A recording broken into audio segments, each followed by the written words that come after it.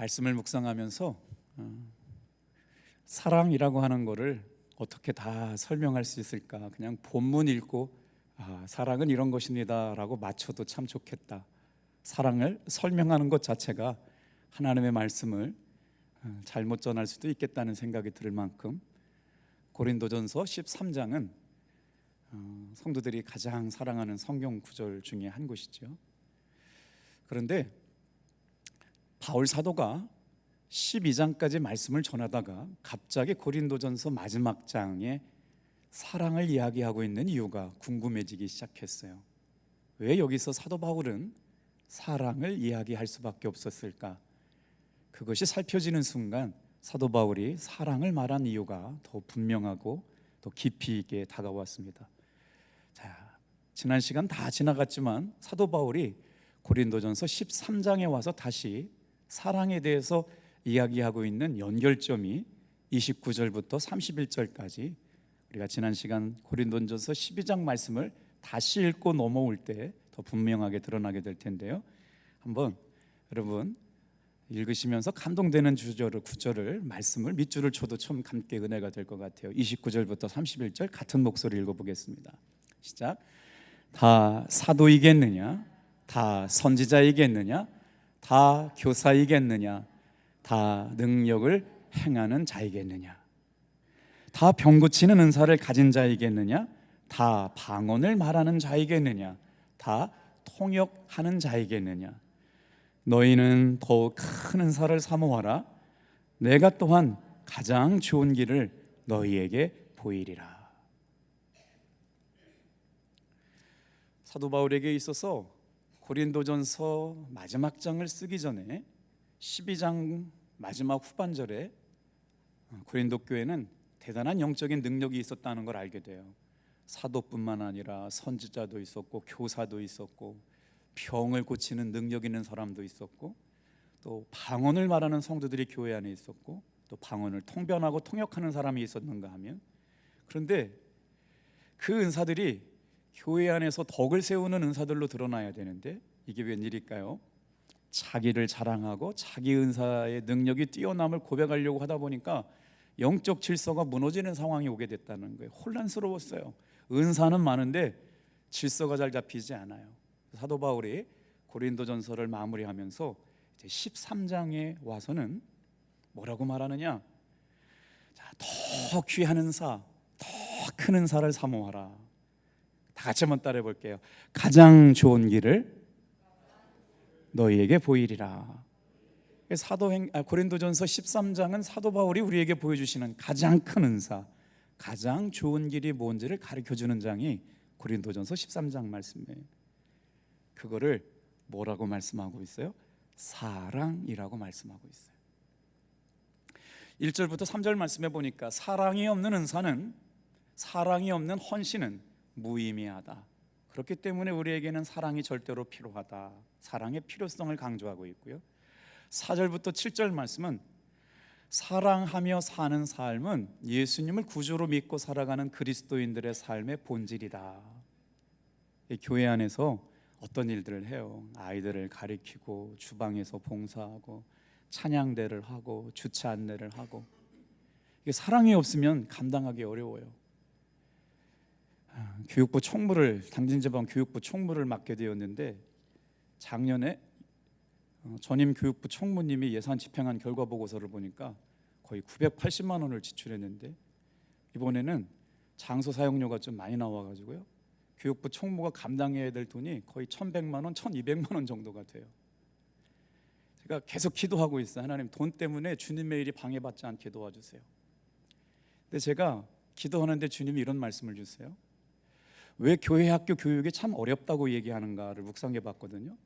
근데 제가 교회 학교 다닐 때만 하면요, 여름 성경학교가 시작된대 그러면요, 그 여름방학 가운데 가장 행복했던 시간, 가장 즐거웠던 시간, 모든 시간을 통틀어서 교회 가는 게 제일 재밌었어요. 저만 그랬어요?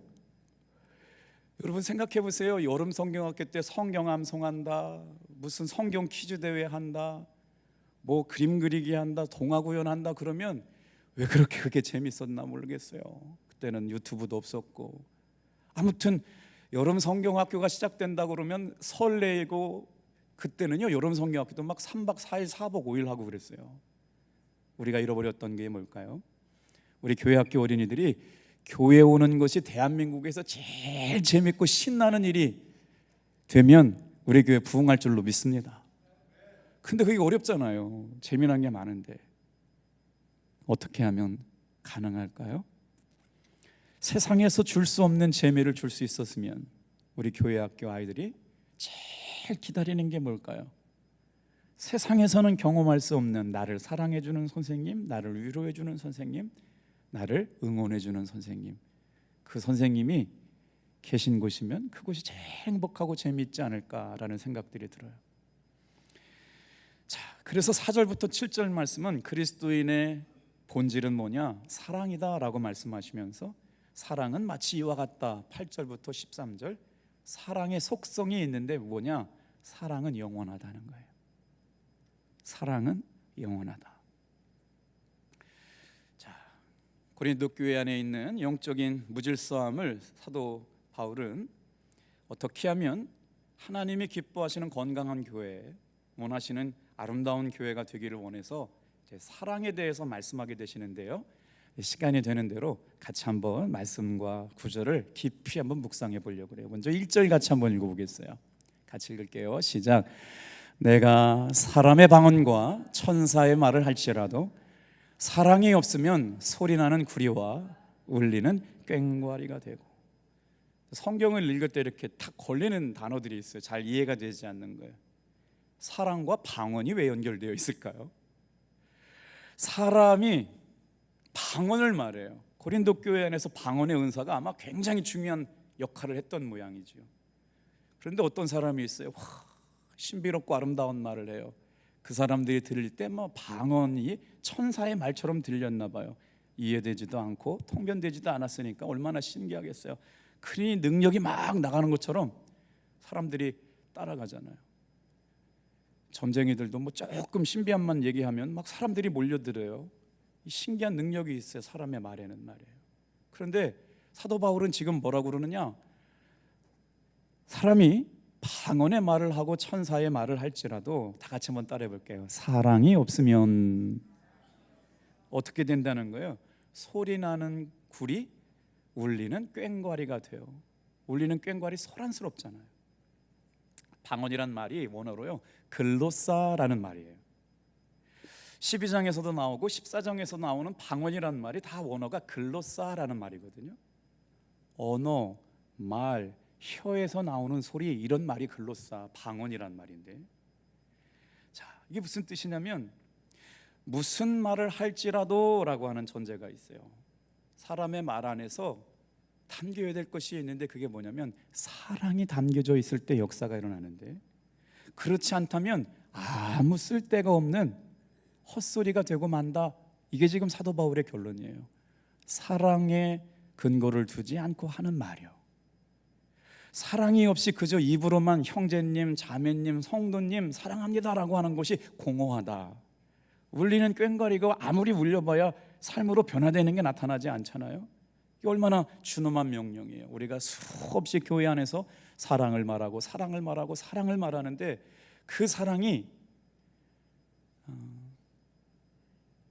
진짜 사랑을 담보하지 않고 담고 있지 않는 말은 무의미하다라는 말이겠어요. 자, 사진 한 장 보여드려 볼게요.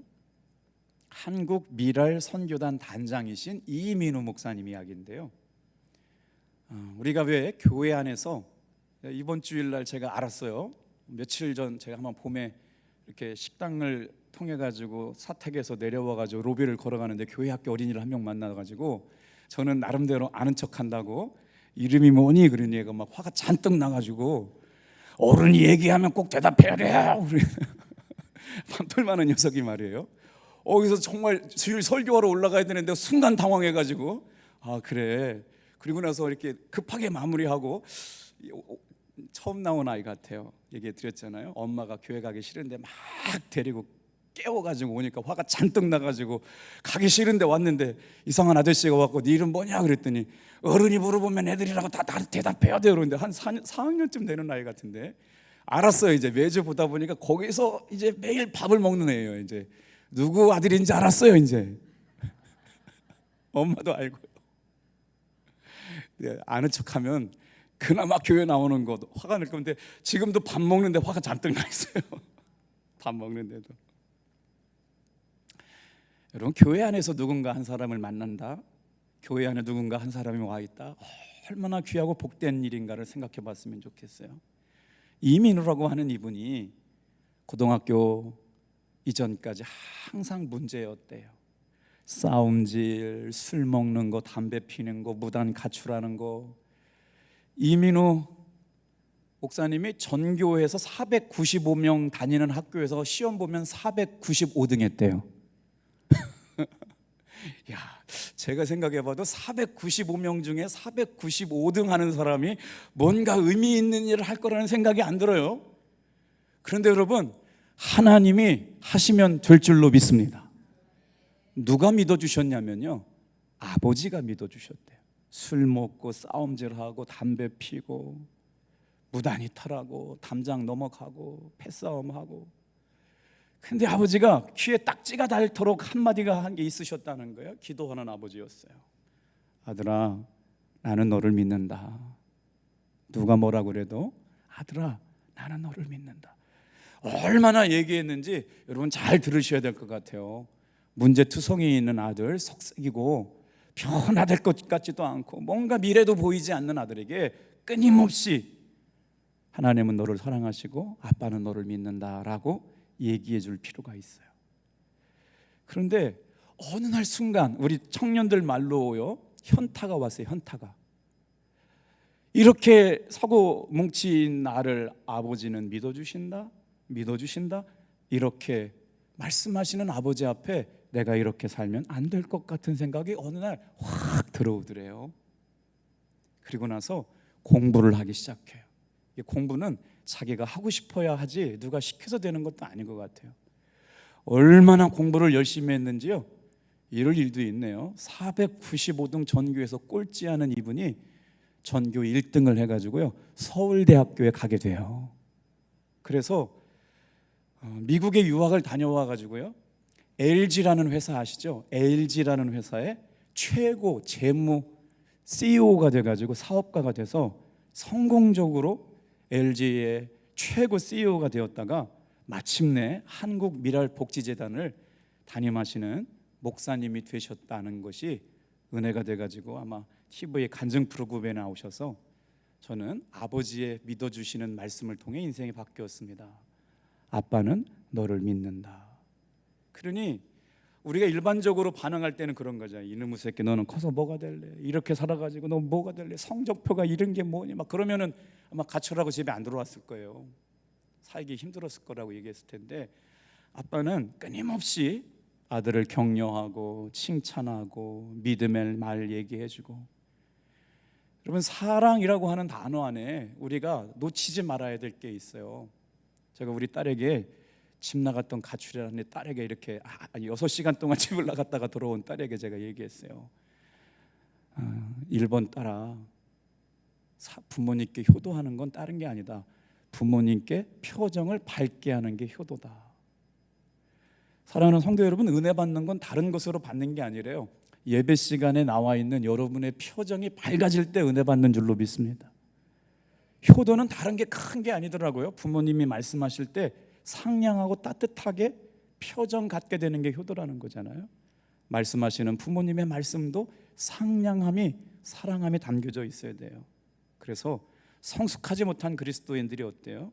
세상 사람들처럼 판단하고 정죄하고 아픈 말로 해서 여러분 그르치는 경우들이 많잖아요. 나는 너를 믿는다? 얼마나 멋진 말이에요. 우리 주일날 오후 예배 때 말씀 나눴는데 다시 한번 잠언 25장 11절 말씀 같이 한번 읽어볼게요. 시작. 경우에 합당한 말을 아로 새긴 은쟁반의 금사과로다. 경우에 합당한 말. 2절도 같이 한번 보겠어요. 자, 시작. 내가 예언하는 능력이 있어 모든 비밀과 모든 지식을 알고 또 산을 옮길 만한 모든 믿음이 있을지라도 사랑이 없으면 내가 아무것도 아니요. 지금 13장 말씀에 사랑을 얘기하면서 사람의 말, 방언하는 능력 있는 말, 예언하는 놀라운 신비로운 말 하는데 그것도 사랑이 없다면 울리는 꽹과리가 되고 소리나는 구리가 되는 것, 그게 사랑이 없다면이라고 말씀하시면서 뭘 말하느냐? 2절에는요 예언하는 능력을 말씀하세요. 여기서 눈여겨봐야 할 단어는 예언이라는 거예요. 저도요 막 예언하는 은사 너무 사모했어요. 어떻게 하면 이렇게 예언이 막 되느냐? 오늘 말씀 준비하다 더 확신했어요. 여러분, 예언이라고 하는 말이 영어로는 어떻게 쓰였냐면 프라퍼시라고 하는 단어예요. 여기서 프로라고 하는 말은 무엇을 대신하여 말하다. 그런데 예언의 말씀이라고 하는 건 뭐예요? 되어질 일에 대하여 대신하여 말하다, 이런 뜻이잖아요. 그래서 사실 여러분, 우리의 장래 일에 대해서 되어질 일에 대하여는요 하나님께서 성경을 통하여 미리 말씀하여 주신 줄로 믿습니다. 오늘 조복희 권사님이 기도를 하셨거든요. 김석기 목사의 설교 시간을 뭐라고 말씀하셨냐, 기도했냐면 목사님의 설교 시간이 하나님의 말씀을 대언한다라고 말씀했는데 그게 성경적으로 만든 거예요. 인간적인 김석기 목사가 자기 사상, 자기 철학, 자기 생각 얘기하는 거 아니고요, 하나님의 말씀이 이렇게 기록되었기 때문에 대신 대언해지는 시간, 이 시간이 말씀 듣는 시간인 줄로 믿습니다. 제가 혈기 부려요, 제가 용서하지 못해요, 제가 부끄러움이 있어요, 연약함이 있어요, 그거 생각해 보면 여러분 저한테 은혜 받을 수가 있겠어요? 근데 그것은 다 주님의 보혈의 피로 덮어주셨어요. 이 시간 어떤 사람이 은혜 받느냐? 목사님은 지금 하나님께서 세우신 하나님의 말씀을 대언하는 시간이라고 여겨질 때 은혜가 될 줄로 믿습니다. 여기서 대언이라고 하는 게 프라퍼시라고 하는 단어가 앞으로 말씀을 통하여 이루신 일들이 일어나게 되는 일. 근데 어떻게 하냐고요? 어떻게 알아요? 성경의 말씀을 묵상하며 되어질 일을 믿음으로 알게 되는 거예요. 그러니까 기도하고 말씀을 묵상하고 하루를 기도로 시작하고 하루를 기도로 마치고 24시간 주님과 동행하면서 주님 어떻게 해야 할까요? 판단할 일이 얼마나 많아요. 해결해야 될 선택과 결정이 얼마나 많아요. 그런데 주님이 주시는 감동을 순간순간마다 묻지요. 하나님의 말씀을 전한다라고 하는 건 항상 예언이었어요. 장래에 일어나는 일, 하나님께서 과거에 지난 일을 말씀하지 않으세요. 되어질 일을 말씀하시거든요. 그런데 이 말씀의 본래적인 의미를 설명드려 볼게요. 하나님의 말씀이니까 사도 바울이 뭐래요? 예언하는 너만 알고 있는 것처럼 얘기하지 말고 모든 사람이 알아야 될 말씀이니까 너는 하나님의 말씀을 대언하는 사람이 되어라. 이게 뜻이에요. 모든 사람이 알아야 될 말씀을 하나님께서 알려주신 것을 깨달은 사람이 대언하는 여러분과 제가 되기를 주님의 이름으로 축복합니다. 이게 예언이라고요. 막 뭔가 무당처럼 무슨 신령한 사람처럼 뭘 보고 와서 얘기해 주는 게 아니라 성경은 앞으로 되어질 일들에 다 예언해 주셨어요. 그것을 깨닫고 나서 말씀을 통해서 주시는 감동 따라 살다 보면 주님이 주시는 말씀의 감동으로 내 삶에, 우리 인생 가운데 되어질 일들을 알게 해 주실 줄로 믿습니다. 그래서요, 이 믿음이라고 하는 게 믿어야지 내가 믿어야지라고요 믿어지지 않는다는 거예요. 믿어야지 믿는 건요 자기 확신이에요. 우리의 믿음은 자기 확신이 아니거든요. 어떻게 된 믿음이에요? 하나님께서 그냥 믿어지게 하시는 거예요. 여러분, 고침받아야 된다고 그 병이 고쳐지나요? 그냥 어느 순간 말씀이 믿어질 때 치유가 일어날 줄로 믿습니다. 이게 믿음인 거예요. 여러분, 신앙생활 할 때도 믿음이 잘 들어오지 않을 때가 있어요. 하나님께서 믿어지게 하심을 위하여 기도하시길 바랍니다. 믿음은 의지가 아니에요. 절대로 믿어지지 않아. 어떻게 예수 믿게 되었어요? 진짜로 주일날마다 예배 나오시는 분들을 볼 때마다 그런 생각들이 들어요. 1월 달부터 저희 교회에 35명 가까운 어른들이 새 가족이 되셔서 우리 교회로 오셨어요. 정말 눈물 나는 일 아닙니까? 지금껏 잘 나오시는 성도님들도 귀하지만 우리가 전한 복음 때문에 올 이번에는 스스로 교회 오신 분들이 많아요. 근데 그분이 예수님을 구주로 영접하고 믿어지게 됐다는 게 은혜입니다. 이분들을 주일날 오후 5시에 다시 한번 초대해요. 초대했다가 초대 스케줄이 안 맞아서 못 오셨던 분들, 오셨던 분들을 다 초대해서 다시 한번 하나님께서 들려주시는 복음의 말씀으로 은혜를 나누게 되기를 주님의 이름으로 축복합니다. 그래서 미래에 대해서 안다라고 하는 건 여러분 엄청난 놀라운 일이 아니에요. 하나님의 말씀을 통해서 알아지게 될 줄로 믿습니다. 그리고 우리가 늘 하나님의 말씀을 가까이 하는 것이 중요하다. 2절 말씀 보세요. 산을 옮길 만한 믿음이 있다라고 하더라도, 성경이 뭐라고 하는지 여러분 뜯어서 보면 되게 신비해요. 있을지라도 없으면 이렇게 돼요. 있을지라도 만약 무엇이 없으면 이런 거예요. 능력, 은사, 예언, 환상, 권세 뭐 이런 것이 있을지라도, 사도 바울이 말하고 싶은 건 뭐가 없으면요? 사랑이 없으면. 우리 교회가 끊임없이 여러분 주님의 사랑의 마음을 담고 살아갈 수 있기를 축복합니다. 자, 이제 결론부터 보고 8절로 넘어올 거거든요. 13절 결론 같이 읽어볼게요. 시작. 그런즉 믿음, 소망, 사랑 이 세 가지는 항상 있을 것인데 그 중에 제일은 사랑이라. 잘 기억해 보세요.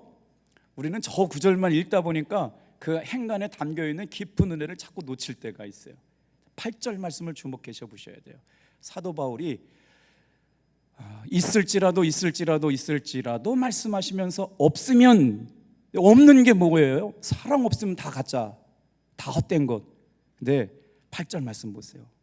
믿음도 소망도 다 있을 것인데 그 중에 제일은 사랑이라 말씀하세요. 자, 8절 시작. 사랑은 언제까지나 떨어지지 아니하되 예언도 패하고 방언도 그치고 지식도 지나가리라. 그러니 사랑은 언제까지나 떨어지지 않아요. 그 놀랍고 신비한 예언도 지나가네요. 그 비밀스러운 방언도 지나가네요. 그 놀라운 지식도 패해지고 없어지게 되네요. 아무리 말씀을 받아가지고 큰 믿음이 있다고 하더라도 사랑이 없다면,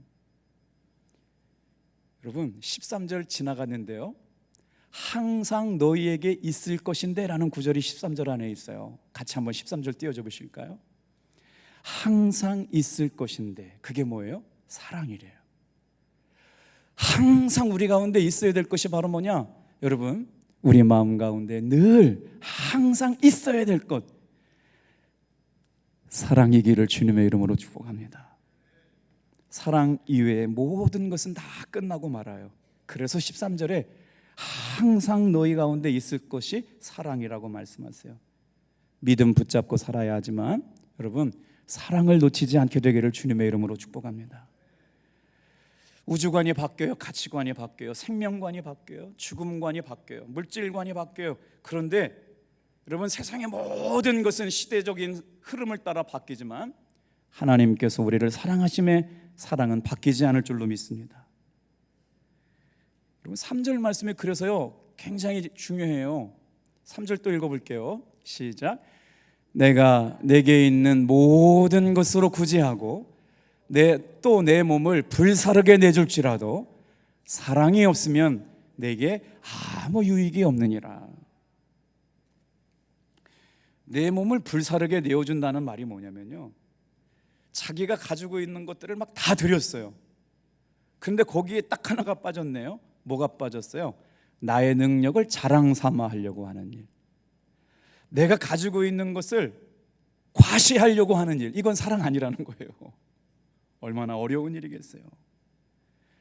그런데 그렇게 내가 가지고 있는 것들을 자랑 삼고 드러내게 하려고 했던 일들은 무익하다. 가지고 있는 재능과 능력을 가지고 남을 위하여 정말 열정적으로 다 섬김의 삶을 살았는데 그것이 사랑으로 한 일이 아니라면 무익하다. 이런 말씀하는 거예요, 사도 바울이. 다 소용없다. 사랑의 마음에서 시작된 것이 아니면 소용없다. 그 말을 사도 바울이요 뭐라고 했냐면요, 3절에 보니까 유익이 없다라고 말씀했어요. 자기 만족으로 한 건 유익이 없다. 자기 자랑으로 한 것은 유익이 없다. 사랑으로 하지 않은 것은 유익이 없다. 이 유익이 있다는 말은요, 다 같이 한번 따라 볼게요. 구원을 받는다. 오늘 이 저녁이 저와 여러분의 영혼의 구원을 위하여 필요한 시간 될 줄로 믿습니다. 사도 바울에게 있어 유익이 있다는 건요, 내 영혼이 구원받는다는 거예요. 그런데 사랑이 없이 한 일은 구원이 없다 이거예요. 얼마나 무서운 말이에요. 열심히 했어요. 자기가 자신이 가지고 있는 걸 불사를 정도로 다 내줬어요. 근데 거기에 자기 자랑이 들어갔어요. 자기 과시가 들어갔어요. 정말로 사랑의 마음을 가지고 하지 않았어요. 유익이 없다. 구원을 받는 것에 상관이 없다. 오늘 저와 여러분들이 다시 한번 사도 바울이 구원이 없으면 어떻게 돼요? 그 일 해놓고 나서 천국을 누리지 못해요. 자, 정리해 볼까요? 찬양대 열심히 했어요. 정말 애쓰고 힘쓰게 했어요. 그런데 하나님을 사랑하고 성도를 사랑하는 마음이 빠졌다? 자기 유익이 없는 거예요. 천국이 없는 거예요. 여러분, 교사, 주방에서 봉사, 차량 봉사, 여기에서 자기 유익이 있는 건 뭐냐면요, 사랑으로 하게 될 때마다 그것에 구원이 있고 천국이 있게 될 줄로 믿습니다. 교사 쉽지 않아요. 속장님 속 쉽지 않아요. 열심히 했어요. 자기를 불살할 정도로 내줬는데 뭘 잃어버렸어요? 유익하지 않다. 유익하다는 건요, 구원함을 의미해요. 내 영혼이 예수님을 사랑하는 마음으로, 하나님을 사랑하는 마음으로, 성도를 사랑하는 마음으로 하지 않는다? 유익이 없다는 거예요. 천국과 상관이 없다는 거예요. 천국을 누리지 못한다는 거예요. 오늘 저와 여러분이 하는 모든 일이 여러분 사랑으로 비롯되어서 하는 일 되기를 주님의 이름으로 축복합니다. 이제 그렇다면 4절부터 12절까지 사랑으로 하는 일에 대해서 말씀을 나누고 있는데 다 하지 못할 것 같아요. 읽고만 마칠게요. 자, 그러면 사랑으로 하는 일은 어떤 일이냐? 4절 같이 한번 읽어볼게요. 시작. 사랑은 오래 참고, 사랑은 온유하며, 시기하지 아니하며, 사랑은 자랑하지 아니하며, 교만하지 아니하며. 사랑으로 시작된 모든 일들은 어디부터 시작되느냐? 오래 참는 것. 사랑을 이루려면 참아야 돼요. 그래서 오래 참는 사람의 성품이 어떻게 드러나요? 온유함으로 드러나요. 혈기 잘 부리고 분내는 사람은 온유하다고 그러지 않잖아요. 모세는 누구보다도 더 뛰어난 온유함이 있었거든요. 그러니까 사랑으로 충만한 사람은 어떻게 되냐? 참고 견디어내요. 그래서 용서할 수 있는 사람이 돼요. 기다려줄 줄 아는 사람이 돼요. 성품이 사랑의 성품을 담아서 온유해져요. 다른 사람이 잘 되는 걸 시기하지 않아요. 사랑하는 성도 여러분, 사랑의 속성이요, 따라합시다. 시기하지 않는다. 우리 성도들이 잘 되는 걸 자랑하고 축복해 줄 수 있는 여러분 되길 바랍니다. 근데 우리 대한민국 사람들은요, 속담에도 있잖아요. 사돈이 땅을 사면 배가 아프다. 시기하는 마음들이 우리 마음속에 다 있어요. 쉽지 않아요, 이거 용서하기. 오늘 이 저녁에 나와 있는 여러분, 우리 성도들이 잘 되는 일을 시기하지 않고 축복해 줄 수 있는 넓은 그릇 되길 바랍니다. 그런데요, 5절 말씀 보세요. 사랑의 모습이 어떻게 된다고요? 아주 은혜가 되는 말씀이 있어요. 5절 읽어보세요. 어디가 제일 크게 다가오세요. 5절 시작. 무례히 행하지 아니하며, 자기 유익을 구하지 아니하며, 성내지 아니하며, 악한 것을 생각하지 아니하며. 사랑한다라고 하는 것에, 사랑하는 마음은 익숙해지거나 편해졌다고요? 무례히 하지 않지요. 남편과 아내가 처음 만났을 때는 굉장히 조심하다가 조금 지나고 나서는 무례하기 시작하잖아요. 교회도 마찬가지예요. 성도들이 처음일 때는 말도 조심하고 또 이렇게 가려서 하는데 어느 순간 익숙해지면 자꾸 평가하고 판단하고 이렇게 흉을 볼 때가 있어요. 다 들려옵니다. 그래서 사도 바울이 교회 안의 질서를 위하여 뭐라고 말해요? 다 같이 한번 따라해 볼게요. 무례히 행하지 아니하며. 자, 7절도요. 같이 한번 읽어볼게요. 자, 7절 말씀도 띄워줘 보세요. 시작. 모든 것을 참으며, 모든 것을 믿으며, 모든 것을 바라며, 모든 것을 견디니라. 오늘 사랑하는 성도 여러분, 믿음도 지나가고 소망도 지나가지만 끝까지 떨어지지 않는 것 하나가 남아 있어요. 최고의 것, 가장 귀한 것. 다른 것이 다 없을지라도, 있을지라도 무엇이 없으면 다 헛된 것이 되냐? 사랑이 없다. 그것이 사도 바울이 지금 고린도 교회 안에서 가장 중요한 은사로 사랑을 말해요. 우리 8절 말씀 읽고 마치겠습니다. 시작. 사랑은 언제까지나 떨어지지 아니하되 예언도 표하고 방언도 그치고 지식도 헤아리라. 오늘 저 여러분의 삶에 정말 우리의 말과 고백과 삶의 모습이 하나님께서 우리를 구원하시고 사랑하셨던 사랑의 모습을 담고 흘려보내는 저와 여러분들의 삶이 되기를 축복합니다.